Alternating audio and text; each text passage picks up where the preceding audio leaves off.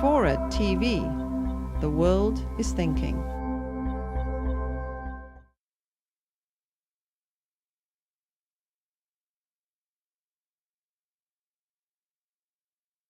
Good afternoon and welcome to this Battle of Ideas, Arts and Business Art Zone debate. Steel and Picasso, copyright in a digital age. I'm Shirley Dent, Communications Director at the Institute of Ideas and your chair for this debate, which we are delighted is supported by the Design and Artists Copyright Society, or DACS. Before I introduce our cracking panel of speakers, I want to very briefly lay out the context of this debate and some of the questions we want to tackle here today. This is Daniel Defoe in his 1704 essay on the regulation of the press, arguing for authors' rights in their own work and for control over how that work was reproduced and copied, an argument in a nutshell for copyright. There is no law so much wanting in the nation relating to trade and civil property as this, nor is there a greater abuse in any civil employment than the printing of other men's copies, every jot as unjust as lying with their wives and breaking up their houses. Copyright, if you didn't know it, is a serious business. The agitation for recognition of authorial rights of authors' rights in their works by writers such as Defoe and Joseph Addison, led in 1710 to the Statute of Anne, recognised as the world's first copyright statute. In 1735, the Engravers' Copyright Act, or Hogarth's Act, as it is also known, saw the idea of a creator's rights in their work extended to the visual arts, at first protecting only original designs, but then extended to protect all engravings. Now don't worry, I'm not going to run through all the case law from 1710 to today that developed and transformed copyright and our ideas of a creator's rights, such as Donaldson v. Beckett, but we should note that copyright is, and never has been, a law laid out in tablets of stone. It changes and develops over time. In many ways, copyright is a barometer of social, technological, and economic change.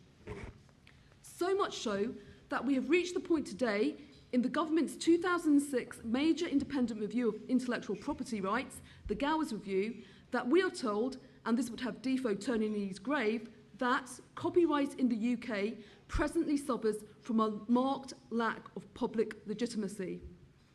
If you doubt this statement, the facts in the Gowers review backs it up. Downloading music and films from the internet is now the most common offence committed by young people aged between 10 and 25 in the UK. Up to 80% of music downloads are not paid for, even though consumers recognise it to be illegal. This raises questions. Have our ideas of creativity and creators changed, and should copyright therefore change too? Can copyright, on the one hand, protect the integrity of the individual works of art, while at the same time, on the other hand, promote creativity and innovation in the arts? Is technology now so far outstripping any traditional sense of artistic production and design that we should simply consign copyright to the dustbin of history? And in this cut and paste era, how does copyright influence the public's perception of artists and how we value artists' work? And finally, we may not be bothered by copyright when downloading the latest film, but particularly given the economic situation now, doesn't copyright allow artists to profit from their own work and much needed protection from being ripped off, not just by Joe Public, but by big business too? As you can tell, copyright today raises many questions, and luckily we have a top-notch panel of speakers to help us tackle them here today, who I'll introduce briefly now, in the order they're going to speak. You've already heard me mention the Gowers review, and sitting on the end, we have Andrew Gowers. This is no coincidence. In December 2005, Andrew was appointed to lead an independent review for the British government of the UK's intellectual property regime, which was published by HM Treasury in December 2006, looking at both patents and copyright, and known, for obvious reasons, as the Gowers Review. Andrew began his professional life with copy in a different sense, starting as a graduate trainee journalist with Reuters in 1980 and joining the Financial Times in 1983, where he went on to be editor and director of the Financial Times Publishing Group. Andrew has held prominent PR and communications positions in global organisations and is now Head of External Relations at the London Business School. That's Andrew. Next up, sitting next to me, next we have Florencia or Sia Durante, the practicing artist on the panel. Sia is an RCA graduate in fine art photography and will feel particularly at home in this venue, having been the president of the Students' Union at the Royal College of Art during 2006 and 2007. She now works for Fuel RCA as programme manager, as well as spending time in her studio. Sia's most recent show was Seeing is Believing at the Photographers Gallery in January 2008, and recent publications include her work series Envelopment, published by Next Level, issue 10. Next up, sitting next to me as well, we have Tania Spriggens, Director of Communications at our debate partners, DAX, and a real defender and promoter of copyright. Tania trained as a journalist. She worked in communications and PR for several not-for-profit organisations in New Zealand before she moved to the UK. Since joining DAX in 2004, Tania has worked with both artists and the public to raise awareness of copyright issues. Testament to Tania, I like the alliteration, it's great, was the successful implementation of the artist's resale rights in the UK, in which she was instrumental. And last but not least, at the other end, making a very welcome return to the Battle of Ideas is Sandy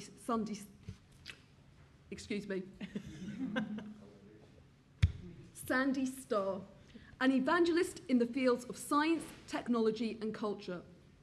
Sandy is currently evangelising as communications officer at the Progress Educational Trust, where he has most recently been concerned with the consequences for biomedicine of the UK's Human Fertilisation and Embryology Bill. Sandy has written widely on science, technology and culture, from the current affairs publication Spiked to the Sun's TV mag. Sublime to the ridiculous, Sandy? Sandy has consulted and spoken on intellectual property for the Organisation for Security and Cooperation in Europe and for the European Commission research project Rights Watch. Could we just welcome all of our speakers here today?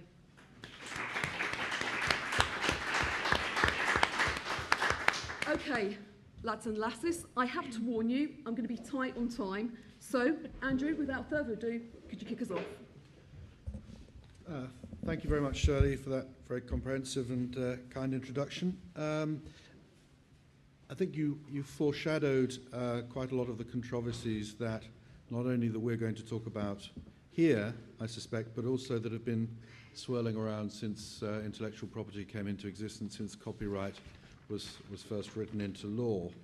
And I certainly felt, when I was asked by Gordon Brown to take on this review at the end of 2005, I didn't I had a sort of knowledge of what intellectual property was, but I was a layman, and I was not entirely prepared for the sort of firestorm that then broke around my ears.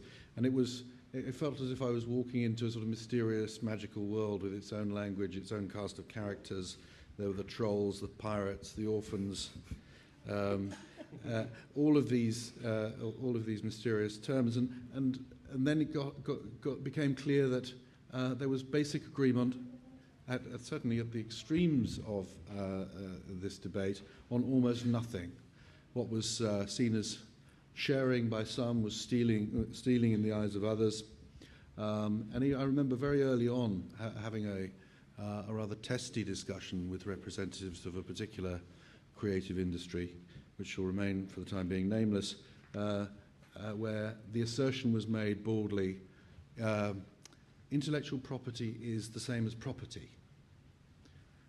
And I had to stop them and get them to explain what they meant, and it rapidly became clear that it's not like property, at least in my view. But it just shows how this is a very thorny subject, a very complex one, and obviously we were having to look not just at copyright but also at patents, at trademarks, design rights, the whole shooting match. But that at every step of the way, there are not only the sort of technical and legal complexities, there are also great definitional disagreements.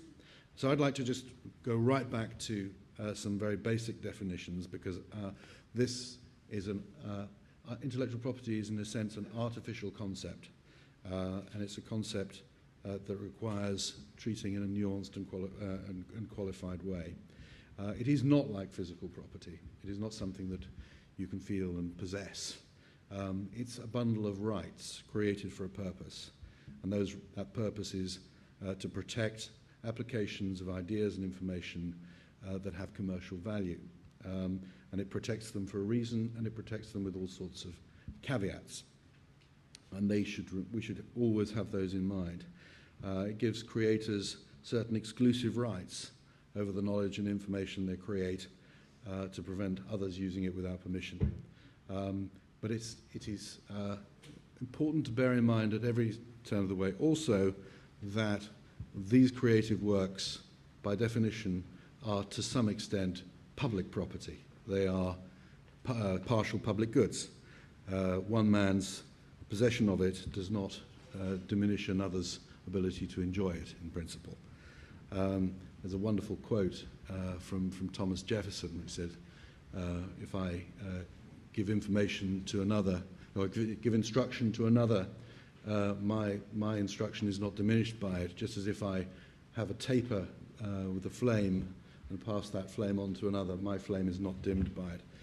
And it's very important, it's a very important fundamental point there. Coming back to the definition, it was created for a reason, and that was basically threefold. One, to incentivize knowledge creation. A very basic point that artists and publishers, in the first instance, lobbied for this legal protection to ensure that they could earn a living from their creations. Again, important to bear in mind that is not a license to create copyright in perpetuity, or indeed to create it for an excessively long duration. It's to create a framework in which knowledge creation is not futile. The second purpose was to accumulate knowledge in a culture. In other words, to preserve and enhance and develop it over time. And the third, to protect a distinctive identity. The incentives. Why incentivize it? Why now, of all times, do we need to do that? I think we concluded that, of course, ideas are expensive to produce, and now more than ever, ideas are cheap to enjoy and reproduce. To enjoy and reproduce,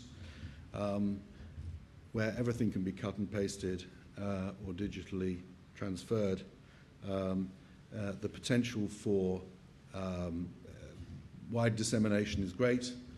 The potential also for free riding is great. So I think that, in our view, in approaching the review, and we did come back to the basics and try and review the balance at the heart of intellectual property policy, as it has been over the years, we fairly rapidly concluded that just because it was now easier to copy and reproduce things than it had ever been before, didn't mean that it was necessarily without limit permissible, that there were still fundamental rights of creation with the right qualifications that needed to be asserted. Secondly, to develop public knowledge. That requires that knowledge and ideas are to be made widely accessible to others. It's not possible to copyright ideas, thank God, although some aspects of practice in America have got perilously close to extending intellectual property protection into areas which, in my view, and in the view of experts in the field, was really overdoing it, overstepping the line. But you can't copyright ideas. The wonderful court case that tested that and proved it again, which many of you will recall, was when Dan Brown was taken to court by the authors of The Holy Blood and the Holy Grail, because some of the concepts that they put in that book were alleged to have been stolen to produce the Da Vinci Code. Well, they were thrown out as they should rightly have been. The point is that there are costs to all of this. Copyright is not free, nor is any other form of intellectual property protection. It involves trade-offs. Incentives for creation create welfare losses for others, or for follow-on innovators in particular. So we should always keep in mind the concept of balance. We should make sure that the issues that were debated back in the 18th century when copyright was first created, and where there were attempts then to say this should be created as a monopoly in perpetuity, they were roundly thrown out towards the end of the 18th century. And so it's gone on. The issues that we found at the heart of our review were to do with how to create amendments to the law that would reassert the balance and make it viable. This has been a very adaptable concept over the years, and we can go into some more detail on some of that when we're opening it up. Thank you, Andrew.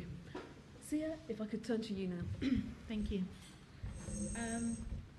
I am an ex-student from the Royal College of Art, and I'm a practicing artist in photography and sculpture. And I'm just going to share my own personal experience in relation to copyright with my own work.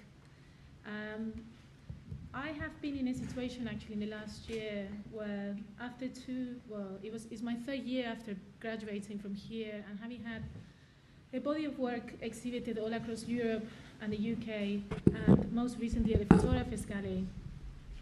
I have experienced two scenarios.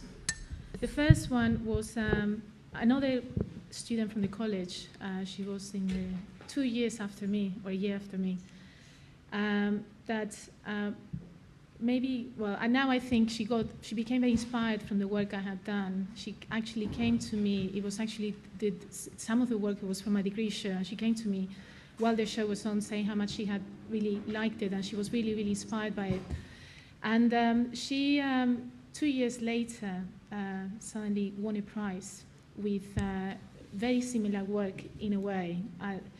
Her work was a translation of some of the things that I had done from photography into film, and she actually won a very important prize. And initially really pissed me off. I was very upset.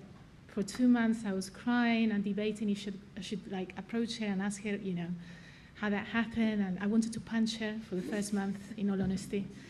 And I started to feel also quite cheated, thinking maybe my work would lose value, because obviously her work had won a very, very important award, whereas mine hadn't at that stage.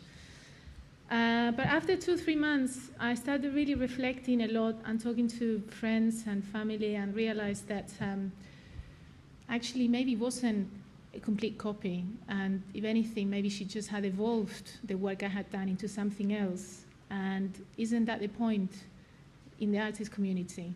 And isn't that inevitable, that if you put your work out there, open to the public, you're actually instigating a dialogue between your peers, and that's really important for the arts.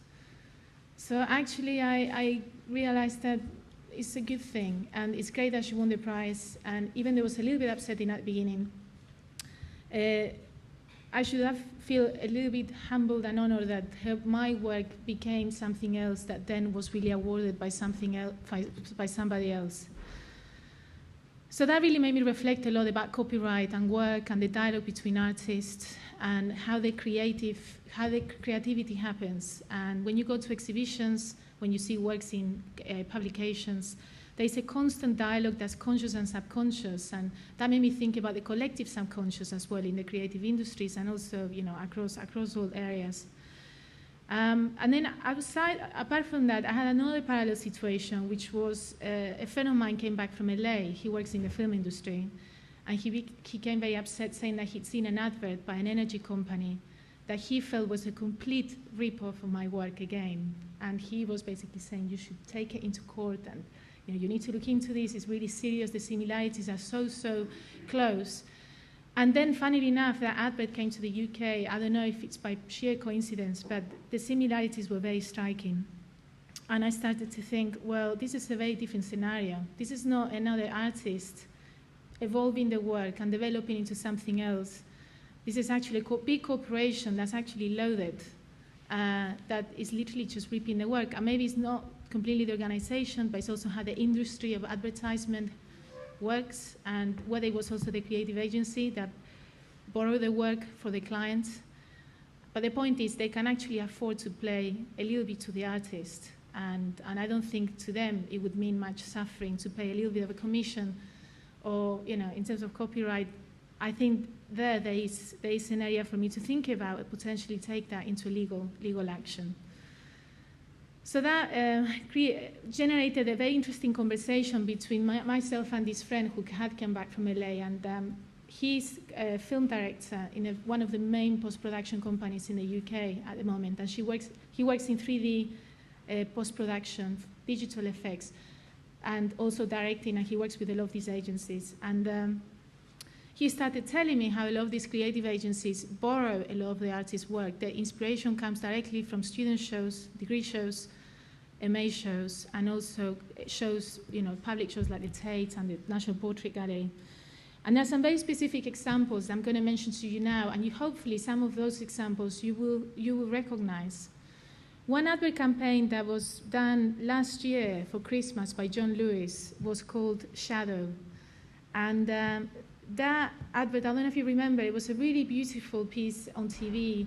By playing with objects, there was a shadow projected at the background that actually made sense, and it was, for example, of a person sitting down. But the actual shadow was from presents and objects. It was a really lovely campaign that you could also see in large posters all over London. Well, that is very similar to work done by Tim Noble and Sue Webster, who are YBA artists, and they had done very similar work in '98 and since then. And there's been lots of blogs and conversations about the copyright issues with that. And I actually was convinced that for once, I thought that John Lewis had commissioned the artists themselves because the similarities were so striking. But the fact was that it wasn't. It was done by the creative agency who literally ripped off the artist's work. That's just one example. And one more example before I finish is the advertisement done by Honda, which is experimental chain reaction of objects tilting other objects. And that was called Clock. That was a while ago, it's a few years ago, but that was again a complete copy of Fischl and Weiss' work, which is a German duo that had a retrospective show at the Tate last year, and they took them into legal court, and they won the court case. So I think I'll leave it at that. But in terms of the relationship between art and copyright and protecting your work and the dialogue between that and then your peers being inspired from, you know, each other's works, there is an interesting dialogue to fine-tune and to separate when you are influencing and developing and enriching the culture of the arts, and when big corporations are benefiting from very emerging artists, taking ideas very cheaply and then making money out of that. And that, I definitely think, needs to be very regulated. And at the moment, I'm not so sure how, I think law needs to catch up a little bit from my point of view. Thank you, Sia. Thank you. And Tania, if you could step up to the mic next. Thank you.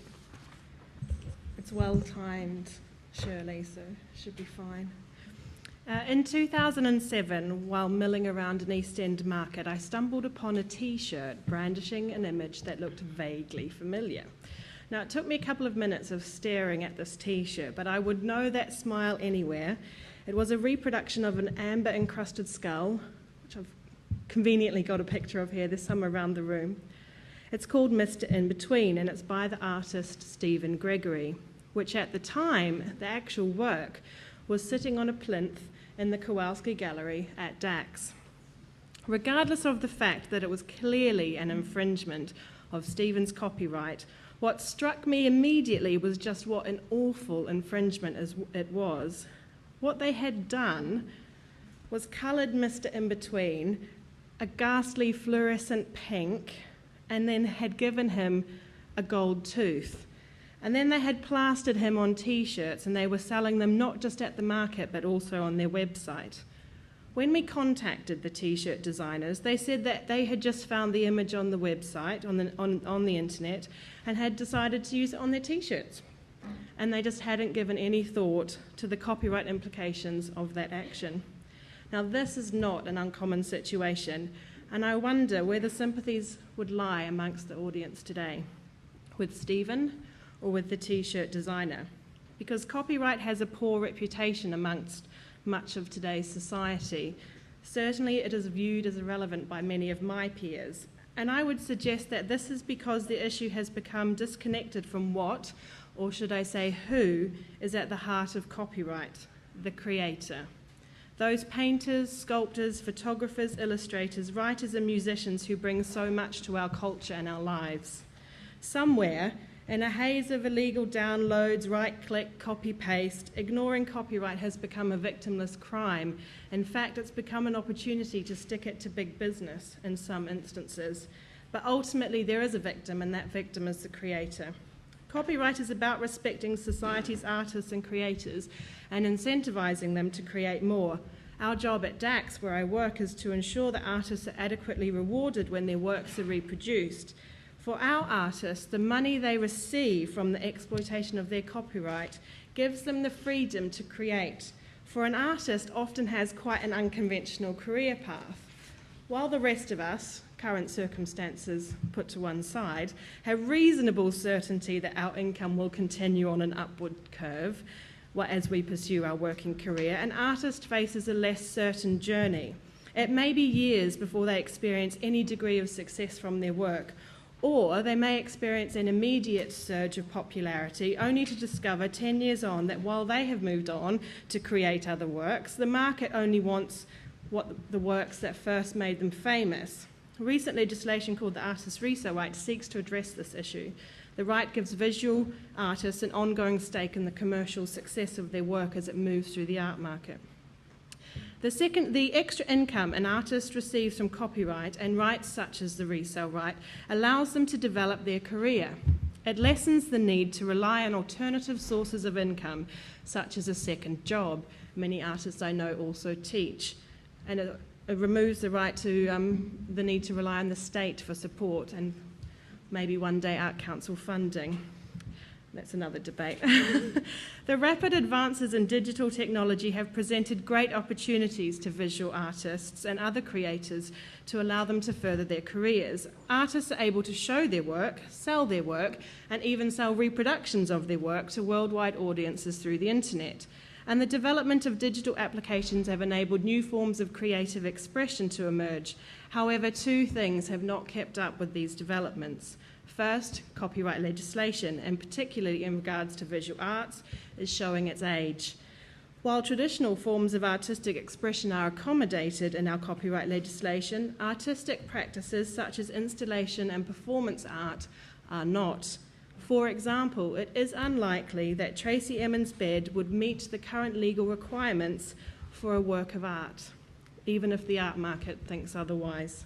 Secondly, those of us in the business of copyright need to take a fresh look at how we provide our services. While digital technology is giving artists a direct route to market, it also allows content users greater access to copyrighted works, as we know. Seeking permission to use these images is seen as slow and bureaucratic. This is why DAX constantly strives to develop innovative licensing solutions to allow people to access the huge wealth of visual art without a huge amount of bureaucracy, while ensuring that those at the heart of copyright creators receive the rewards and recognition they are due. New technology also allows people to easily access images and manipulate them to create their own work. And in this process, they often risk losing sight of the origin of what they are playing with. I think the story of Mr. In-Between is a good example of this. A study was published in 2006 by Open Business and the Arts Council, which looked at UK artists and their approaches to copyright and Creative Commons. What really stood out for me was that many of the creators surveyed took advantage of works that were made available under Creative Commons licenses, but when it came to licensing the product of this collaboration, they published it under more restrictive terms, prohibiting further exploitation of it. This tells us that artists, despite wanting to seek inspiration, exploit and use other people's works, when it comes to valuing their own copyright, they still wish to protect it. So while the current copyright framework we have isn't perfect, it needs updating and a bit of imagination around licensing mechanisms, it still provides a valid infrastructure for a society increasingly reliant on a knowledge economy. Perhaps what copyright needs most is a marketing plan, one that puts artists and creators back in the centre. Thank you, Tania. And to round us off, Sandy Starr. Thank you. Right. I'm going to return to where Shirley and Andrew started, which is with definitions and what intellectual property means and what it's for. Because as Shirley rightly said, it's not written in tablets, it's not handed down by God, it doesn't exist outside of history.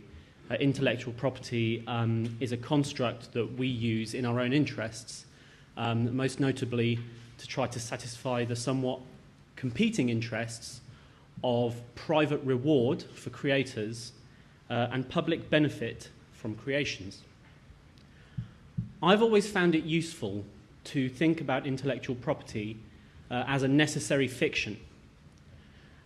And I've found that in recent years, a lot of the more heated disputes over intellectual property can be characterized as disputes between people who accept that it's necessary but don't think it's a fiction, and people who accept that it's a fiction but don't think it's necessary. I'm going to explain a bit more what I mean by necessary fiction in the reverse order. So why is intellectual property a fiction? I think it's a fiction because everything we create combines our energies with the energies of others and with the circumstances in which we find ourselves. Furthermore, I don't think that either the economic or the moral value of creations, and I use those terms economic and moral because they're the different types of rights that are usually codified by intellectual property, I don't think they're directly connected with the intellectual labour and endeavour of individuals. Rather, I think they come from the efforts of humanity in the aggregate. But it's extremely useful and convenient to come up with a sort of calculus that assumes or makes it appear as though this value comes from the intellectual endeavour of individuals. Because as long as the creative industries are industries, as long as they exist under the auspices of the market, there does need to be some sort of consistent means whereby creators are remunerated and incentivised in the ways that we've heard. And that's where the necessity of intellectual property comes from. Now, just because intellectual property is a necessary fiction doesn't mean that it's an invincible fiction, an indestructible fiction. It's a fiction whose fictional character is constantly being exposed to us, most recently by information technology. The more that the creative industries have to contrive and invent impediments, legal or technological, to disseminating things that previously existed naturally, that were imposed by nature, the more fictional intellectual property appears to us, the harder it is for us to take with a straight face the rather important moral message about the need for the creators to put the food on their table. So it's constantly being tested, this fiction, perhaps even tested to destruction. But even if destroyed, the market demands that we reinvent it in some form or another.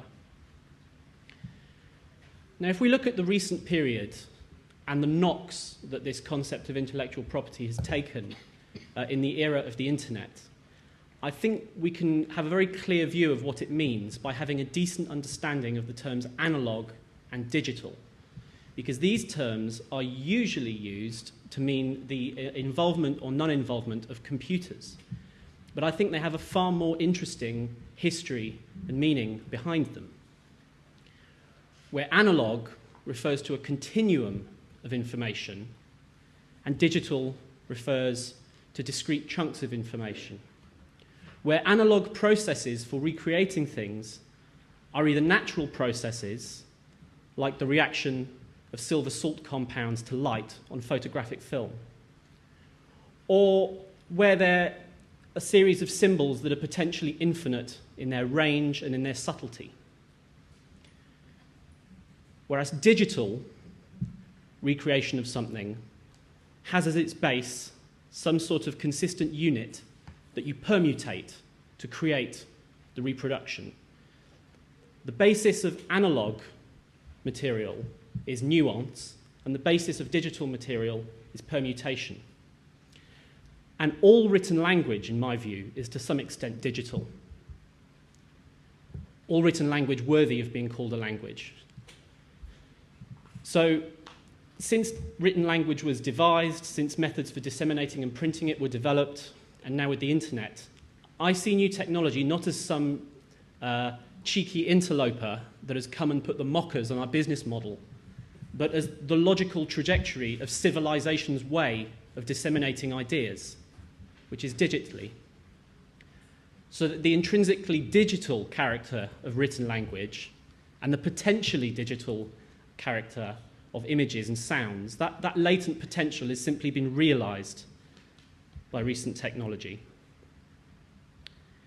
And I'm possibly more sanguine than others on the panel about the challenges that intellectual property is undergoing, about this notion that the jig is up for the creative industries in our current circumstances.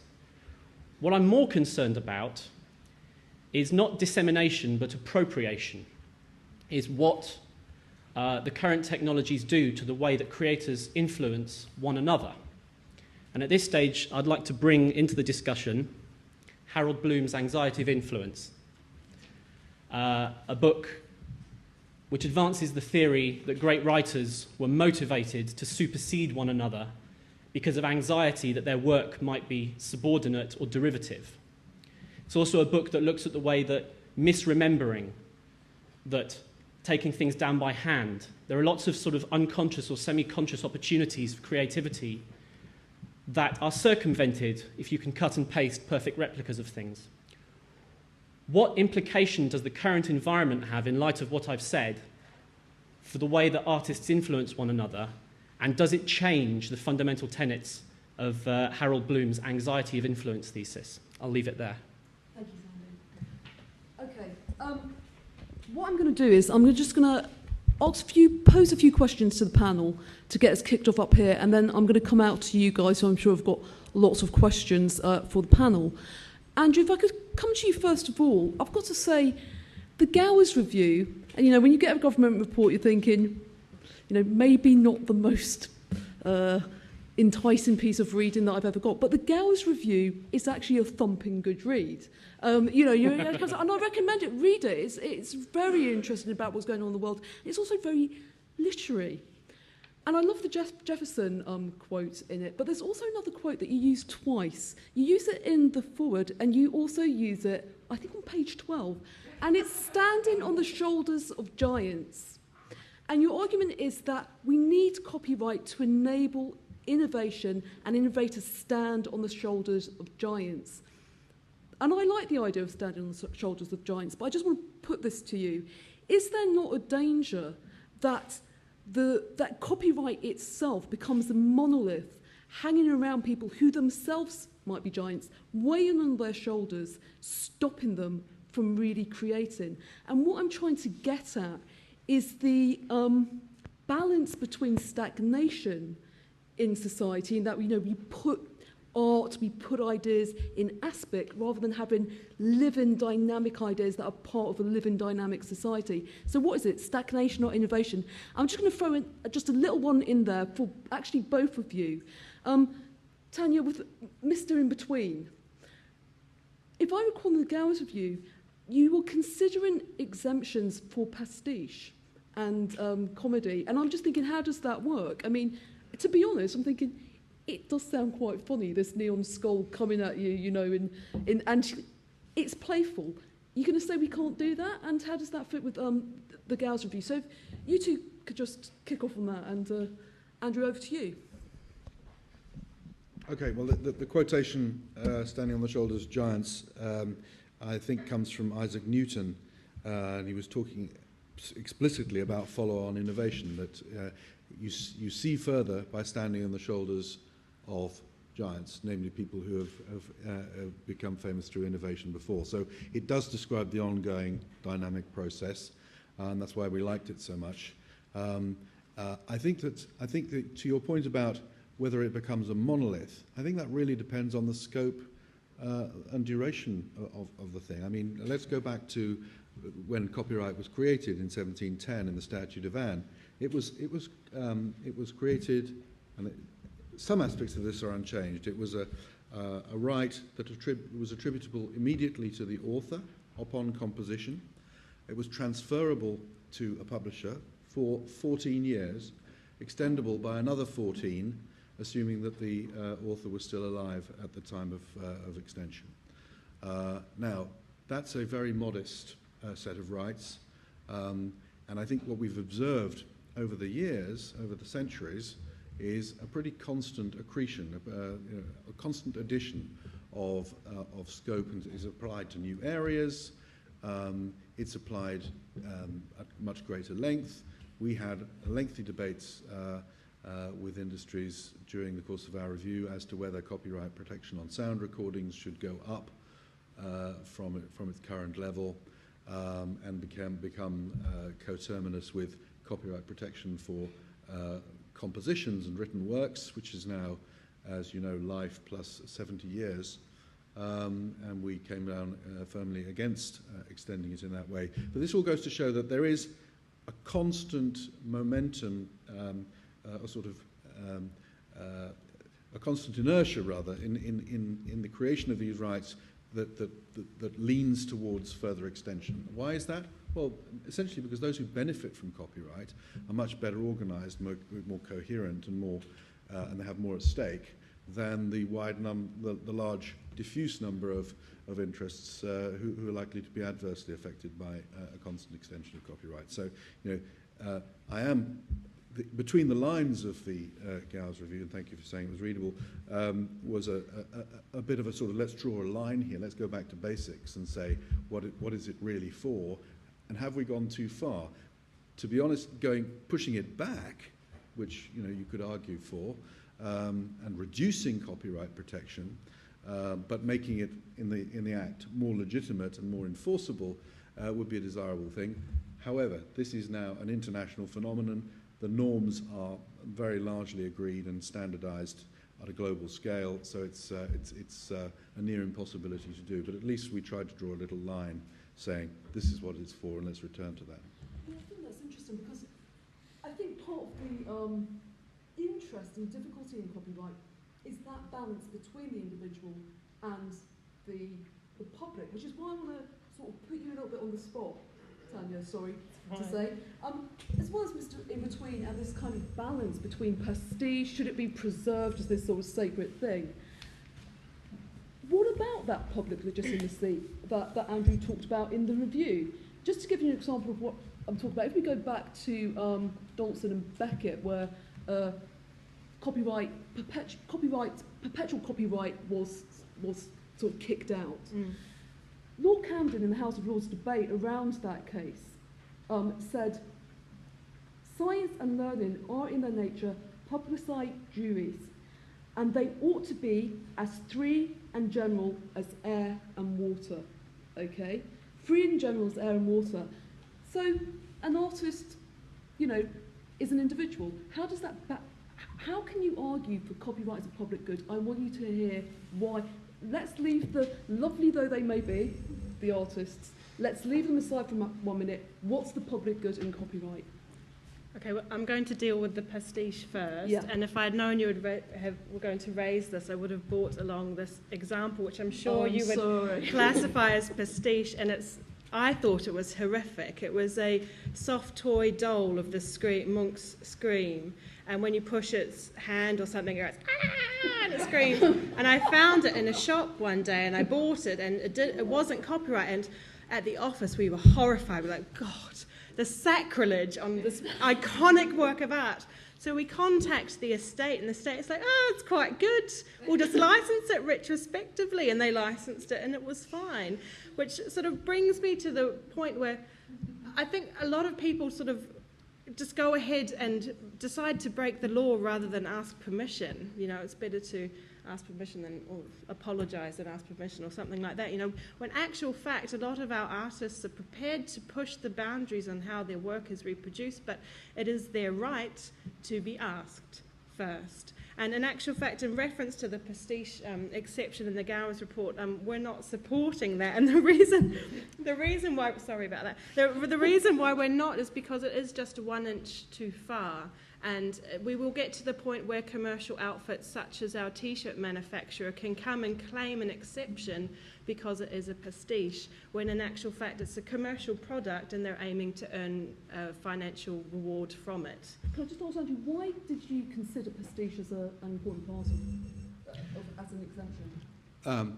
Well, first of all, the way that copyright has existed and developed over the years has been through exceptions, and that's been a very good approach that say that, you know, we're not going to call into question the fundamental rights, but let's make sure that the public good aspects are preserved, and you know, fair use and fair dealing exceptions have been the way that happens. As far as the pastiche part of it goes, this was actually a very specific response to representations that we had, believe it or not, from the BBC. And to be honest, it's 2 years ago now, so I can't remember all the arguments that they were making. But they maintained that there were impediments to some of the sort of comedic arts at the moment in the law, strictly interpreted. So we decided to try and blow that piece of air through it. Okay. Got anything just else to add on public good, Tania, before I turn to this side of the table? I don't know if copyright was designed as a public good, to be honest. I might be being a bit ignorant here, but to me, I do bring it down to the creator, and if we want to sustain our creative population, those people who develop our culture and bring so much to us, then they need to live. And if we don't create a mechanism by which they can seek reward or earn reward from their creative work, we will just end up with a dearth of economists, and not that there's anything wrong with them, but you know, we won't get artists. They can't live, and I don't understand this whole concept of the starving artist and the garret thing. Since when did we have the right to put our artists in perpetual poverty because we don't want them to earn money from their rights? Okay, I've got Andrew who wants to get in and Sandy wants to get in. So Andrew, very quickly. Just on the public good, I think there are two public goods. There's the public good in fostering creation. There's also a public good in making sure that creators have a body of other creation to draw on. I mean, you come across it time and time again in relation to, we were talking about Disney and fairy tales earlier on. I mean, I was reading a biography of Bob Dylan the other day. There were all sorts of controversies in the early 60s about the use he was making of folk songs. What he was doing was actually transforming them. And transformative use has been one of the key exceptions. So the public good, I think, is, again, it's a balance. Yeah. Okay, Sandy.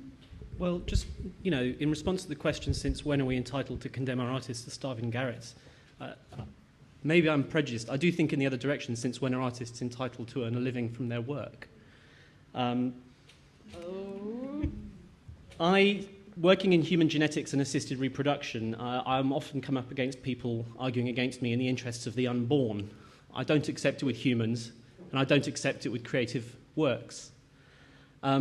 Obviously, if one is disputing the automatic entitlement of artists to earn from their work, one can come across as saying that the only people who, and I'm sure this might be your next response, to anticipate it, with the freedom to create are those who in England we call people of independent means, and in America are known as trustafarians. Well, that's as may be, but a lot of the greatest works of art ever were done under the auspices of patronage. There's no eternal rule that says they have to be done under the auspices of the market. I understand the pressure. I understand the market will always demand the construct of intellectual property and invent it somehow. But I don't accept the moral impetus or the moralism that goes into defending it. It doesn't ring true to me. Okay, just if I can see it in here, I've sort of got a double question for you both. On that point, I mean, on the anxiety of influence point, Sandy, right? And starving artists in Garrett. Aren't artists, like say, entitled to be anxious that something that they put a lot of work into, they can't earn a living off, they won't profit from? Are they? Isn't anxiety? There's a real practical reason there for that. Very much so, because of the very difficult distinctions that you can never objectively qualify in law between what is, a cut and paste job, what is an influence, what is a pastiche. The rules for defining these things are very fragile. Lawyers cleverer than me, and whoever can pay them the most is probably going to win the argument, can construct it one way or the other. But ultimately, we are doing something contrived in trying to find a legal version of what it means to take one individual's work and appropriate it into another's. That's from the point of view of the market. From the point of view of being anxious about someone else nicking your work, it's actually worse than you say, Shirley, because if you read Bloom, he says that a great artist not only appropriates the work of his precursors, but does so, kind of consumes them so thoroughly that eventually it looks like he influenced his precursors and not the other way round. So yeah, on that point, I really liked, on that anxiety of influence and being consumed by, consuming other artists. I really like the point when you talked about a dialogue between peers when you became upset because you thought, and then you saw this other thing developing. Yeah. I just want to widen that out because I was thinking, I like that, but I was also thinking, selfishly, what about me? Is it just artists, or isn't there a society of your peers? So how does that work in copyright? So is it okay if you're an artist to steal from each other?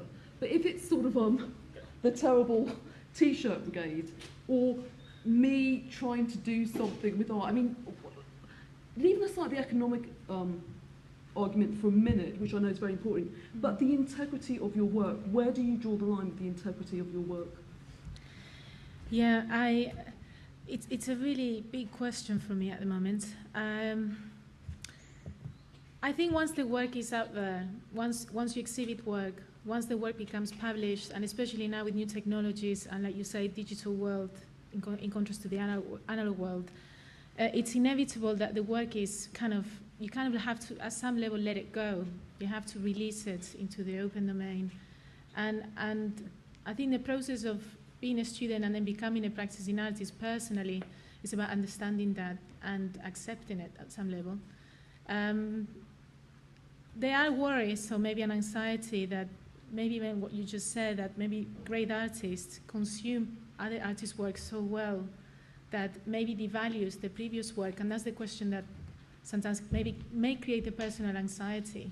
But even then, I can only talk for myself, but I'm beginning to realize that I just have to sort of focus on my own creative journey and just trust that I will come up with new work, and I have to kind of produce a body of work, let it go.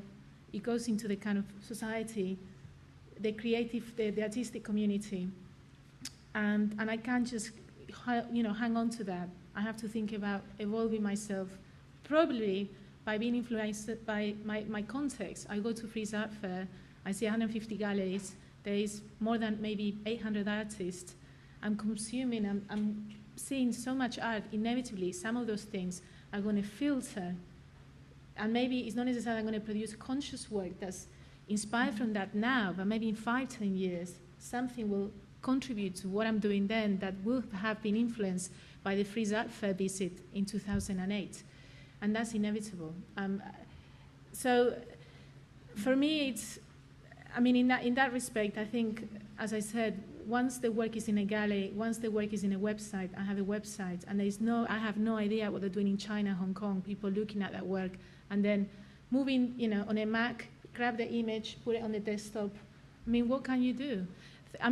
Things are changing so fast that maybe this is going to have a huge impact in the process of how artists live and how we survive. I strongly disagree with your point, though, because in terms of the economic side of it, how do you expect artists to survive?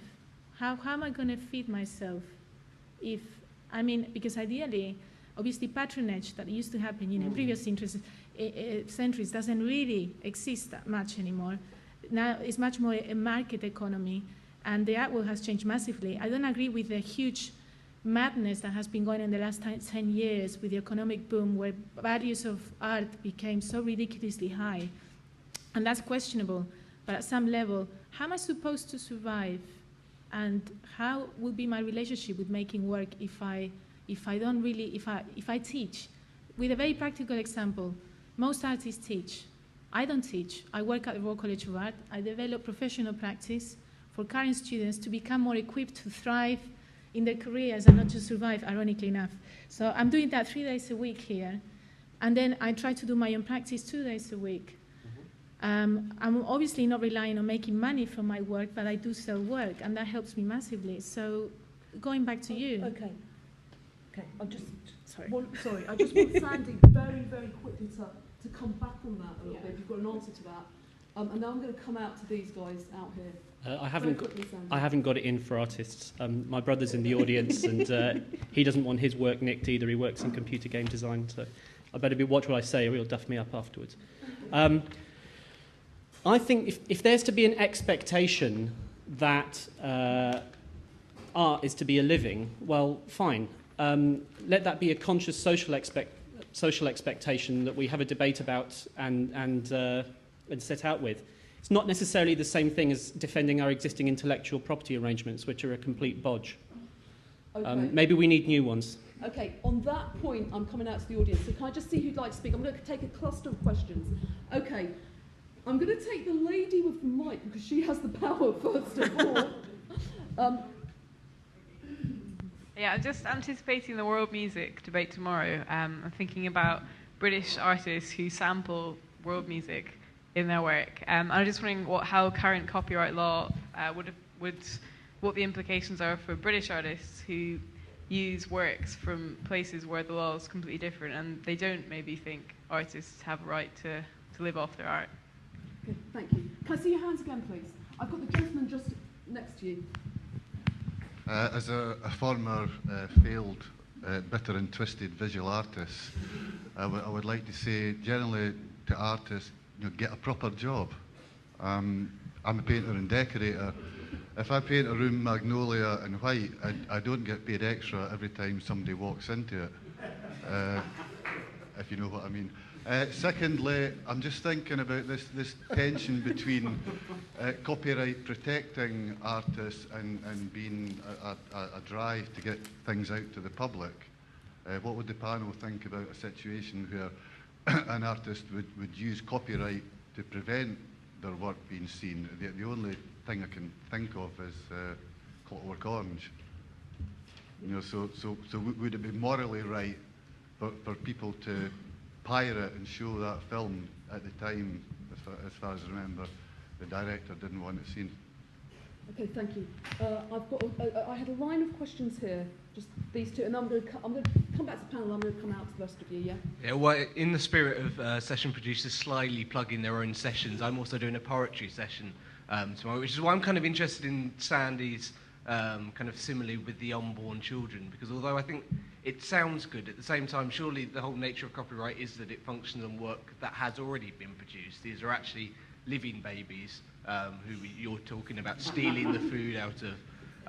So I think that is the case. But also, at the same time, I'm very much torn on this debate, because I also find is that there's not enough kind of faith in the fact that audiences actually do want to reward people for their work. If somebody produces great art that really touches you on a level, you do want to fund them money, and you sort of see that an awful lot in music particularly. Although you can have free downloads, people don't want to give money to maybe the huge bands, but to the musicians who they know will actually benefit from the money. They are happy to put that money in. So do you actually need this legal enforcement to just help really rich artists stay richer and really perhaps not benefit the poorer artists?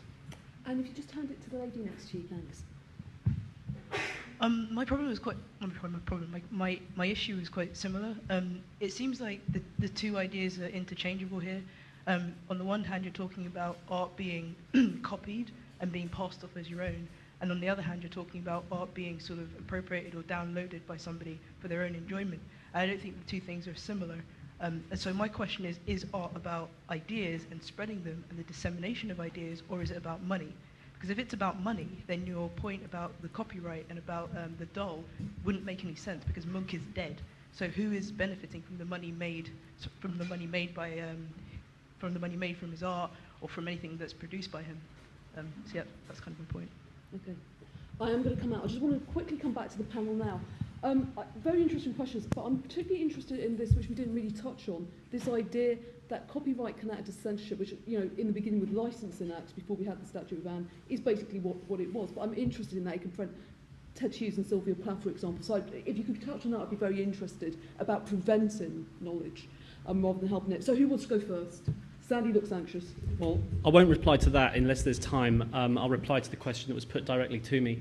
If I can stretch the analogy of the unborn, I also constantly come up against people who argue to me that what you do with a ball of cells or a fetus or an embryo or some tissue is an insult to people walking around in society, maybe because they're disabled and you're doing what you're doing with the embryo on the grounds that it too is disabled, and somehow this reinforces pejorative attitudes.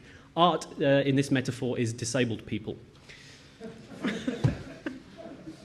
It's fine to indulge the pretense, especially on the original quite reasonable terms of copyright, that it's a limited, a temporary and optional monopoly, that someone is directly connected with the work they've created. But for that to become a permanent and automatic monopoly is really not on.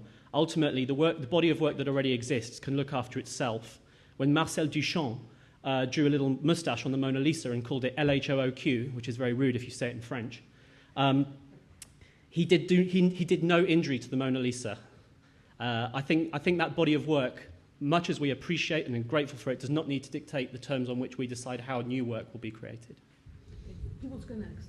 See it? Just following up on that, I think there's, and actually kind of picking up from what you just said in relation to music, but it's kind of similar. There's two strands that I kind of gave with my own personal experience example that I'm facing myself. One is the universal development and transformation, and the kind of the timeline of how the art develops, and how art that in a sense is universal and kind of quite pure, and it's not to do with making a living or anything like that. It's about being creative and developing and having a dialogue. That's one thing, and I find that's, for me, very pure and very important. And then on the other side, you've got big corporations that benefit from emerging artists by reaping their work, and they benefit commercially themselves, and I find that very difficult to deal with. Especially when they actually reap off artists' work that are very emerging, or even students that maybe don't have the confidence or the means to contest that. And so in a sense, there's the money side, like you noted, and then the other side is about the kind of information and the sharing of knowledge. And I want to leave it at that for now. That's great, thanks. Andrew. I just wanted to come back to your question, which I think was a very very well put, and the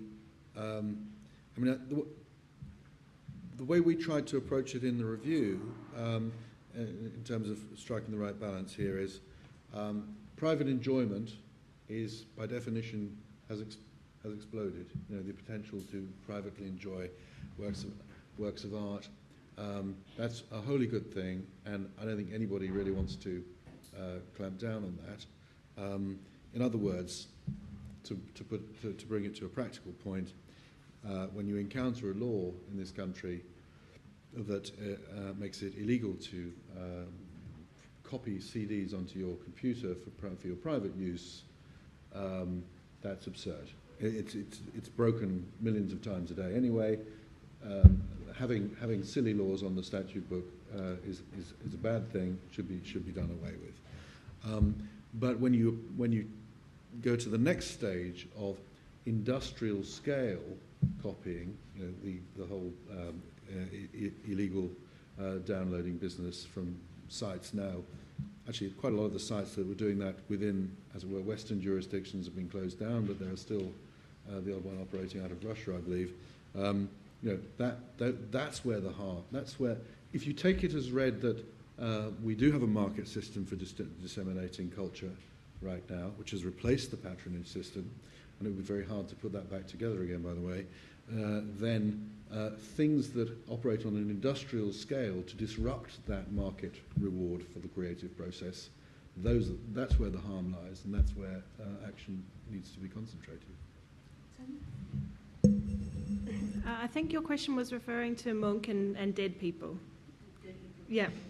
We deal a lot with dead people, and I will acknowledge that it's harder to get sympathy for them. But I have been working on this. Well, no, it is. I mean, yeah. Why do we need anything new? Which makes it works valuable. But let me get to my point. I've been working on this quite a lot because we're currently arguing with the government over the extension of the artist's resale right to heirs and beneficiaries. And if you put aside the perception that royalties just go to rich playboys to pay for women and yachts, it's not actually like that in the real world. And what you find with the beneficiaries of an artistic legacy is that there's a lot of responsibility that comes with that. They are responsible for protecting, maintaining the work, cataloguing it, identifying fakes. Like, they have this artistic legacy. And when I speak to the beneficiaries of a number of artists, Cuffin Williams, who died in 2006, the man responsible for his artistic legacy, is working on this. It's practically a full-time job, and he's not earning a penny from it. And so while we might think that it's all just going to rich heirs, it's actually ensuring that we can still enjoy and access this artistic legacy for a long time to come. And the whole term post-mortem rights recognises that this collection of artistic works will generate an income for a certain period of time, and then balancing the needs of society with the creator, it goes into the public domain. And we see a massive explosion of Klimt cards, which what happened when Klimt went out of copyright. There were Klimt merchandise everywhere. But there is a need for it and is valid. And I would also say on the point about how the rich artist gets richer and the poor get poorer, it's actually, we pay a lot of artists you would have never heard of, and we pay them money and they're extremely grateful for it. And it is not just the money, it's the recognition that comes with that their work is being seen, it's been appreciated, and it's generating an income which enables them to create more work. And we get letters from them all the time. So it's not just Damien Hirst, Picasso and Matisse and Bacon who are receiving all this money. It goes to a lot of artists and people you would never imagine. Okay, thanks. Could I add just one more thing? Maybe it wasn't very clear before, but I just want to give an example. If my work is, I have a website, and I have exhibitions, and my work is downloaded by whoever for just pure pleasure, whatever, I think that's great. If my work suddenly is on television, used by a company advertising, say, energy, then I do mind that, because it's a very, very, very, very different setup. And I mean, it's a very clear cut between the money and the ideas. Ideas and being an artist, and going back to you, you know, there is also a very fine question whether you should live from what you do.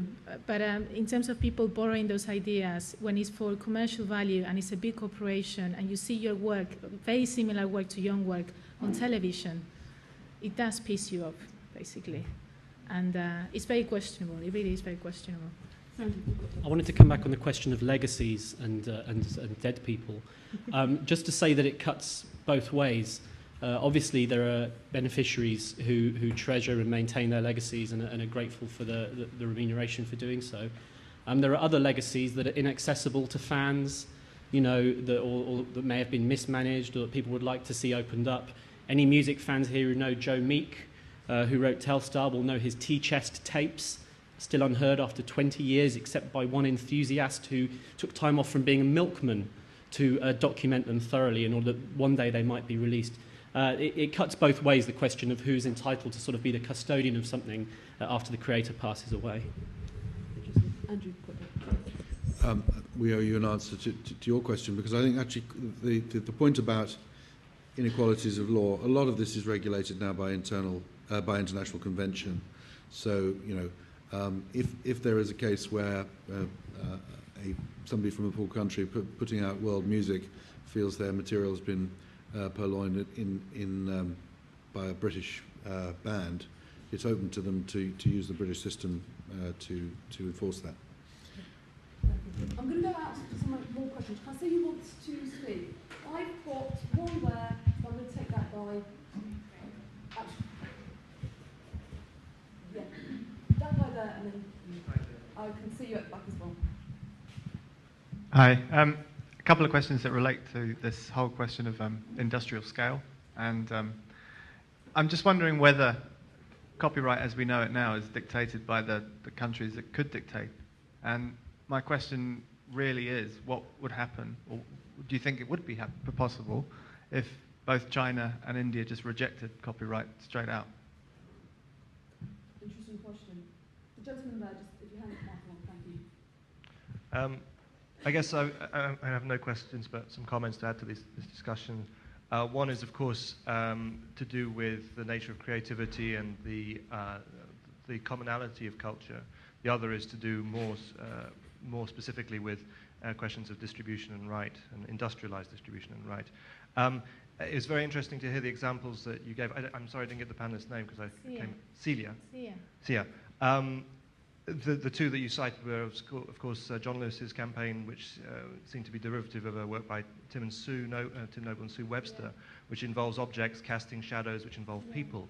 Of course, Tim Noble and Sue Webster are not the first people ever to have discovered you can make shadow images, nor were Fishley and Weiss the first people to come up with the wild and wacky image of one object knocking into another in a progressive sequence.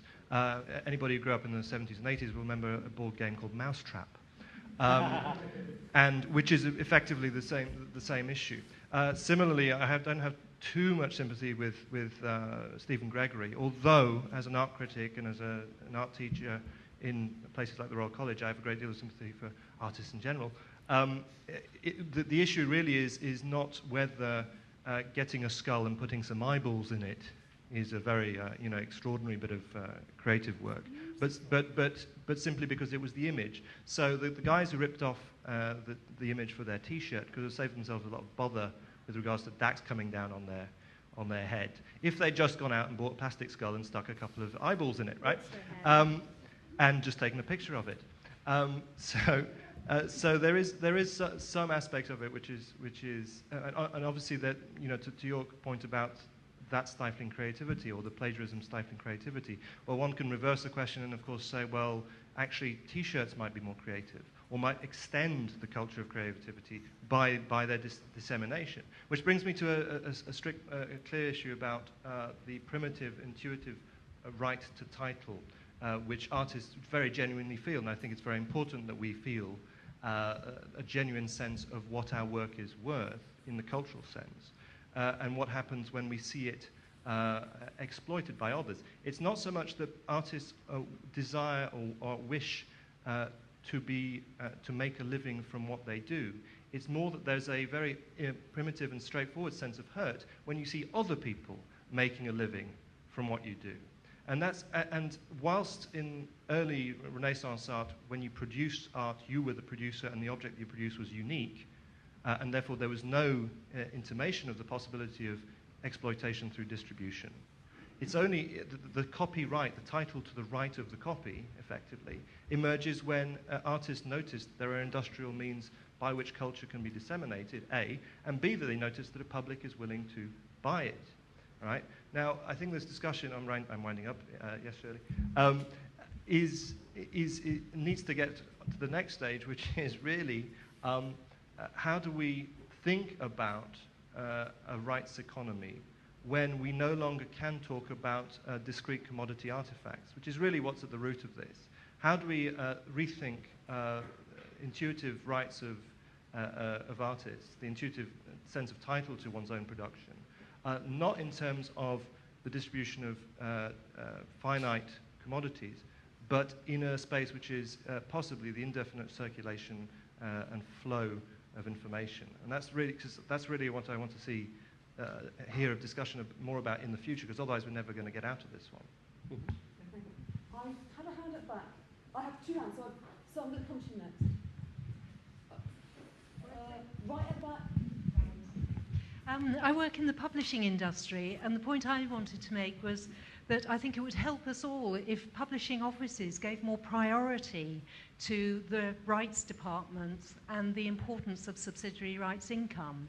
Because in my experience, when you write off to try and clear permissions, it does take so long, as somebody mentioned earlier. And the kind of response you often get is, oh, you're causing me so much effort, and the money is kind of neither here nor there to anybody. Whereas if subsidiary rights were treated as more of a priority, I think people would be more willing to ask for permission, and the authors might actually get more revenue at the end of it. That was my more serious point. Secondly, more frivolous point to the lady from DAX. Why is it on the back of your card the artist's name is in the smallest type on the bottom row, larger in bold type is the name of the gallery, whereas DAX actually use their name 6 times over and largest of all? That's a statement of priorities. Tania, I think you've just been told off, but you can... It's a fair point. Okay, there's a gentleman just behind you. It's really a kind of continuation of the gentleman there. I get a lot of students phoning me up that want to come and see me. And I had one recently that asked if he could come and I'd sign a print for him that he had of mine. And I have a device. I say to all students that want to come, yes, if you'd like to come for breakfast at 7 o'clock in the morning, I would be delighted to see you. And that tends to cut down the number considerably.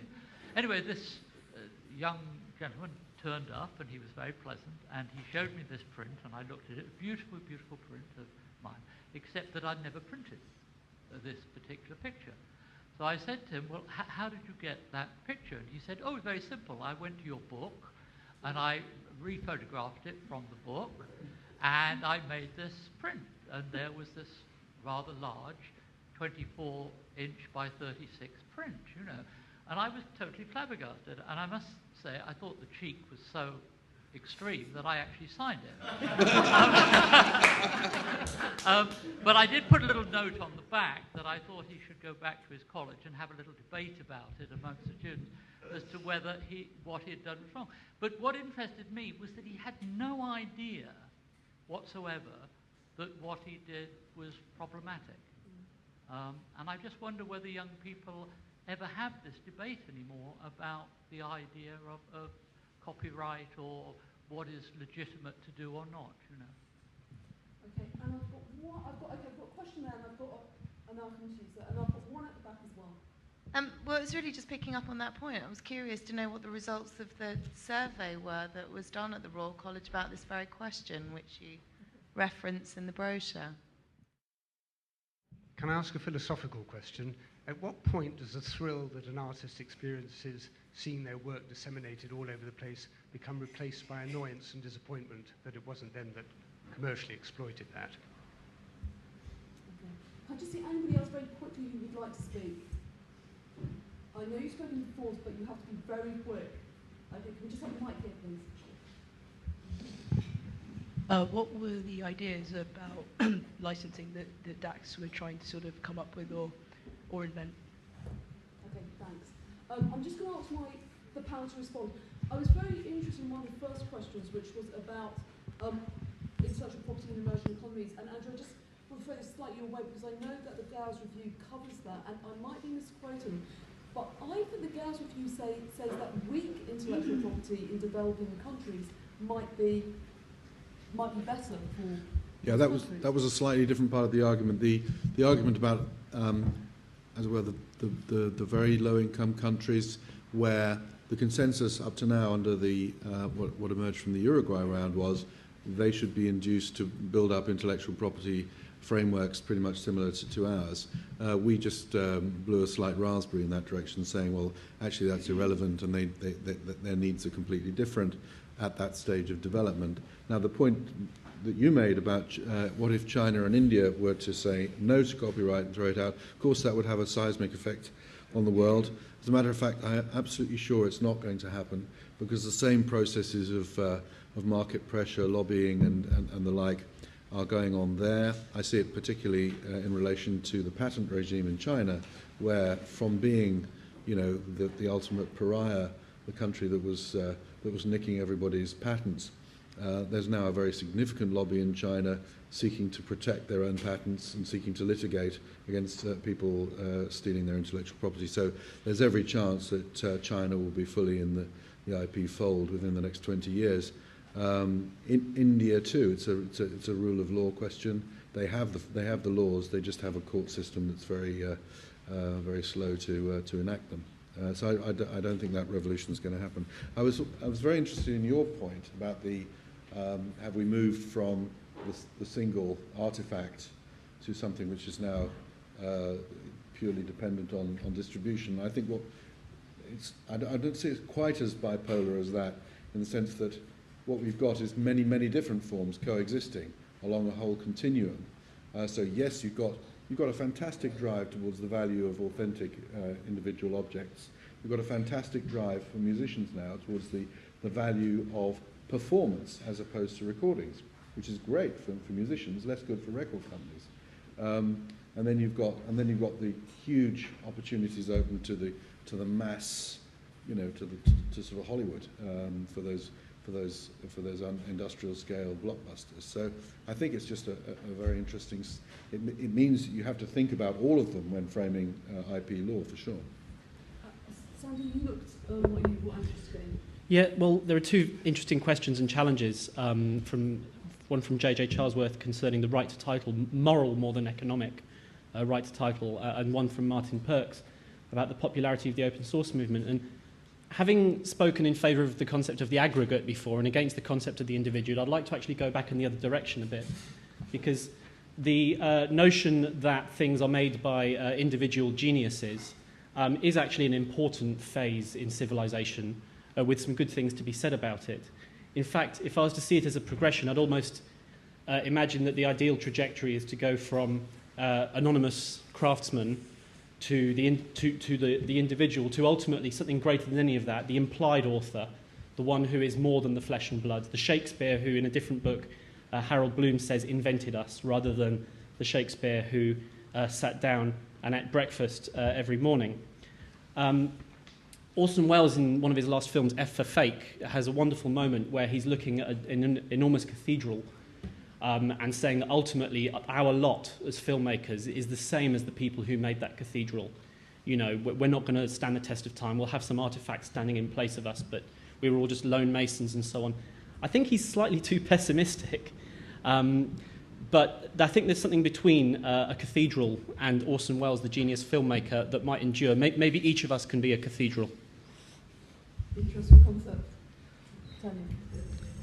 A couple of comments were about artists just feeling bitter and twisted that somebody else was making money off their work and they should have thought the ideas first.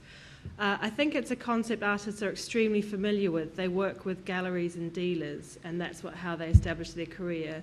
And it has long been acknowledged that they make a lot of money off our artists. The average commission is 50 to 70% in London. Galleries go to the dealers. So they are well experienced with other people earning money from their work. I think there are a number of artists who have managed to grasp the potential in exploiting their work in a commercial fashion. Say what you want about Jack Vettriano, but he certainly knows how to license his work.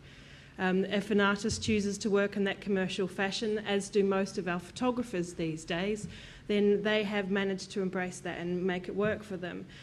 There are a lot of emerging artists who are more interested in working than they are in signing legal agreements and doing that aspect of their job, which is fair enough, you know. Comments about licensing. I don't really want to plug DAX too much, but if you insist, I will. DAX is working with the museum sector to develop licenses which will enable a wide-scale access to their huge wealth of images from their collections. What happened was there was a chunk of European funding put to digitising museums' image banks, essentially. But when they digitised the images, they forgot to put any money aside for actually clearing the copyright attached to them. So while they have thousands upon thousands of digital images, they have no legal way of making those public. DAX is working with the museum sector to make this possible. As far as our publishing lady there. Thanks for pointing out the Stephen Gregory thing. But I would say we recognise the difficulties our publishers have with licensing, which goes to the point I made in my opening statement. If copyright as societies are to move forward, they have to be a little smarter in how they operate and recognise the needs of the customers along with the needs of the artists. And that's what we hopefully do at DAX, if not perfect all the time. We do our best.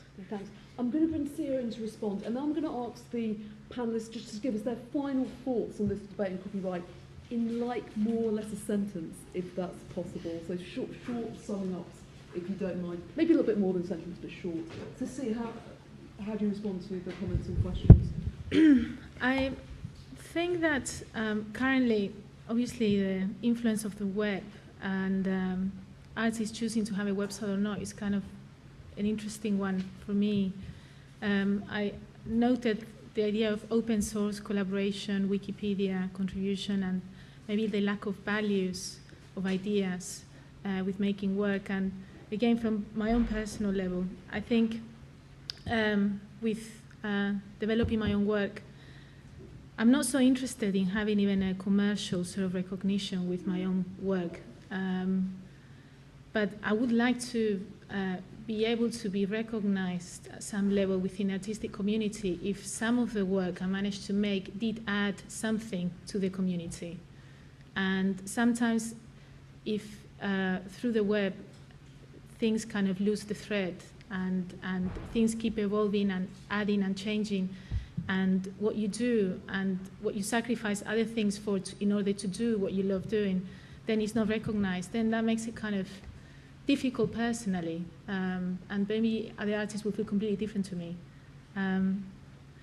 So it's an interesting question for myself in terms of why I make work and how I make it, and whether I should have a website. And I think I should, and I am happy to have my work on the web. I am happy to put the work out there, and as I said before, it's about, for me, trusting that I can kind of carry on making other work, and I can continue developing work, and inevitably I will be influenced by other artists. So I'm talking more on the side of ideas rather than the value. But then feeding into the idea, into the think of whether my work will lose value if it's plastered all over London in a big ad campaign for an energy company. You know, it is questionable. And I would put that question back into you guys. I mean, I don't. It's in terms of the public, how would you perceive as viewers of an ad campaign, whether that's fine, that's okay, it doesn't really matter that, you know, maybe somebody is going to massive student loan debt for like 8 years and is working in bits and bobs to survive, and then this big corporation and a creative agency picks the idea. I don't know. I mean, I leave that very open, actually, because I don't know. Well, I don't think we're going to solve the questions here today, but we are going to have final summing up. So I'm going to ask the panel to just give us their final thoughts on this debate in the order that they spoke, which I believe, Andrew, means that your final thoughts, please. Well, I would like to simply, I mean, we've been talking quite pessimistically about the loss of legitimacy of copyright and so forth and so on. I don't feel as pessimistic as that, even though we kind of tabled that danger in our report. I do think, though, that the restoration of legitimacy of copyright, or the increase of legitimacy of copyright, depends on reconnecting it with the basics of why it's there. Certainly in the minds of young people, where it's been lost focus in Britain, but not necessarily in some other places. Singapore, for example, there's a very, very widespread awareness of what IP law is for. I was very impressed with that when we went there. But and you know, this point about I think there is a desire for authenticity and a desire not to have copies and imitations. There is a possibility of shaming agencies or corporations who indulge in cheap rip-offs, if that indeed is what they're doing, and I'm sure that's the case. We need some test cases where artists really raise their hand and say, that was mine, maybe through the press or through the courts or whatever. That would be my parting shot. Thanks, Andrew. See, I think that's a you next to give us your final thoughts. Yeah, I'm going to link it with the previous question, whether, in terms of younger artists seeing other people borrowing work, printing maybe your image from a book and enlarging it, and whether that's okay, and linking that with the music industry and sampling sounds, and remaking new music. And I think, obviously, because of the web and how digital technology is affecting the arts, I think things are changing currently very, very quickly, and maybe artists, we also have to catch up with this, or personally myself have to catch up with this. And I would like to possibly leave this in a positive note that it's maybe potentially an exciting period in terms of the arts, like it is in terms of the music, as long as there is some level of monitoring and protection or recognition where things lead to other things, and there is some kind of timeline. I think that's kind of important, just to know how things are feeding into other things, how things are developing and why. But from that point, yeah, I think it's actually a very exciting time, and it's about maybe myself taking that into more account in how I'm making my own work, and the sampling and the resamplings of work at this stage is an interesting time for that. Tania. I would say that I do agree with Andrew that all is not lost. It is not the worst IP system that we have in the world. It's actually quite good. It needs some work. It needs to be updated. But we can't get rid of it. It can't become a fiction, I have to say, because I thought we had a knowledge economy, and in my mind, if we are to have a knowledge economy, then we must have some sort of IP system in order to earn any money from it. Otherwise, we have no economy. But I think that's all I have to say, really. I'll finish there. Great, thank you. Sandy, final word. Yep. One of the reasons I went back and looked at this Harold Bloom book is to go back to the quote from Newton about standing on the shoulders of giants. It was my concern that for all the wonderful new technology, the way we copy and paste might lead to us kneeling rather than standing on the shoulders of giants, leaning too heavily upon them and not coming into our own. It's a very good book. There are times in it when the reader will feel not so much the anxiety of influence as the anxiety of knowing what he's on about. But this passage struck me particularly. He says, "The mighty dead return, but they return in our colours and speaking in our voices, at least in part, at least in moments that testify to our persistence and not their own. If they return wholly in their own strength, the triumph is theirs." So Bloom seems to be saying that while we have this amazing legacy, in order to live up to it, in order to do the best with it, perhaps we shouldn't just be standing on the shoulders of giants, but kicking the giants in the head and jumping off, shouting Geronimo. Right. For my part, I still don't know what I think about copyright. Right? I don't know about the rights, I really don't. But a dynamic, optimistic society that values the arts and shouts Geronimo, I'll say yes to that. Could we thank our panel, please?